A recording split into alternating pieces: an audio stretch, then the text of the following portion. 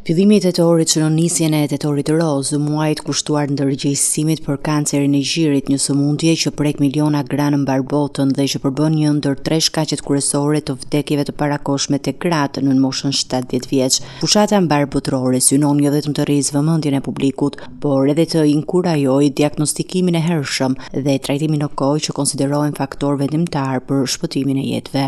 Në nisje të këtij muaji sensibilizues, kryeministri Edi Rama përcolli një apel për të gjithë gratë dhe vajzat, duke i ftuar ato të mos neglizhojnë shëndetin e tyre.